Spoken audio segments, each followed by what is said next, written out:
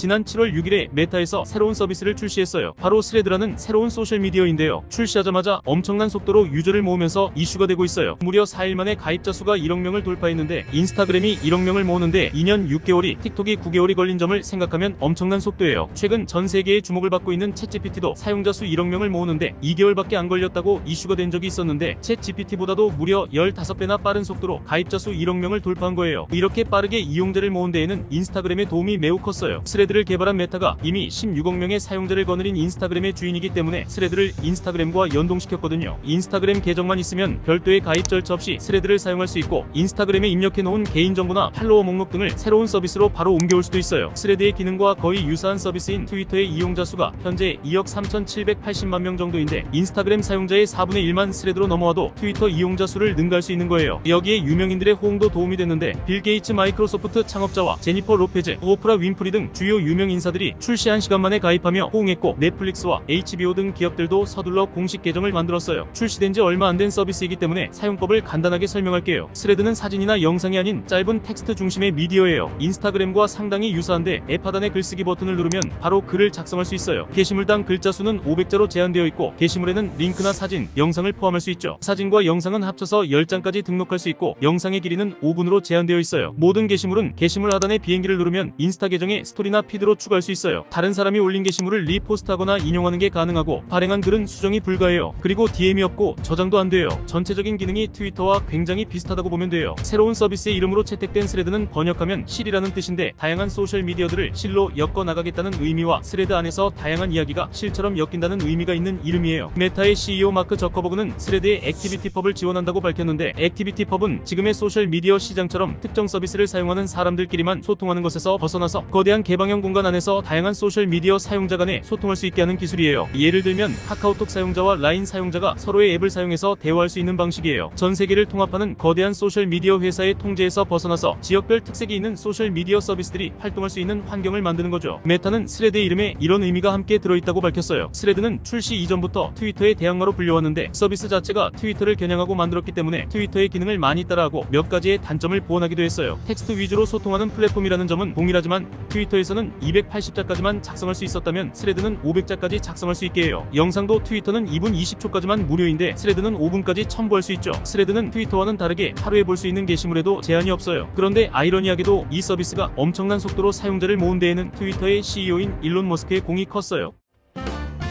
스레드 출시를 앞두고 트위터의 CEO인 일론 머스크와 메타의 CEO인 마크 저커버그 사이에서 논쟁이 벌어졌어요. 한 트위터 사용자가 머스크의 트위터의 스레드 출시에 대해 의견을 물어봤는데 머스크는 온 세계가 아무런 대안도 없이 저커버그 손가락에 지배당할 것이라고 조롱했거든요. 이 트윗을 본 다른 유저가 저커버그는 주짓수를 하는데 조심하라는 글을 남겼는데 머스크는 싸울 준비가 돼 있다라고 응답했어요. 머스크의 반응에 재미가 붙은 사람들은 머스크의 트윗을 저커버그에게 전달했는데 저커버그도 주소를 보내라라는 트윗으로 응답했죠. 여기에 머스크가 라스베이거스 옥타곤이라고 말하면서 싸움이 구체화되어 많은 사람이 거대 기업 CEO 간의 격투기를 기대하는 상황에서 미국 종합격투기단체 UFC 회장인 데이나 화이트가 대결을 실제로 성사시키겠다고 나서기도 하고 머스크가 UFC 챔피언 출신 조르주생 피에로와 훈련하는 모습을 공개하기도 하죠. 실제로 대결이 성사되진 않았지만 사람들의 흥미를 끌어모은 이러한 빅 이벤트는 스레드의 홍보에 굉장히 큰 도움이 됐어요. 두 CEO의 주먹다짐 예고 외에도 법정 싸움도 발생해요. 메타가 스레드를 개발할 때 일론 머스크가 해고한 트위터 직원 수십 명을 고용했는데 머스크는 저커버그의 이런 행동이 지식재산권 불법 도용이라는 거예요. 하지만 전문가들은 가입자 수가 폭발적으로 늘어나는 스레드에 머스크가 위기감을 느꼈다고 분석하고 있어요. 머스크가 60조에 가까운 금액으로 트위터를 인수했는데 지금은 주가가 3분의 1 토막이 났거든요. 이런 상황에서 경쟁 서비스가 등장하니 많이 언짢았던 거죠. 의도하지는 않았겠지만 빅 이벤트로 스레드의 흥행에 큰 도움을 준 일론 머스크는 스레드의 탄생 배경에도 연관이 있어요. 기본적으로 스레드의 이야기는 일론 머스크의 트위터 인수로 시작되거든요.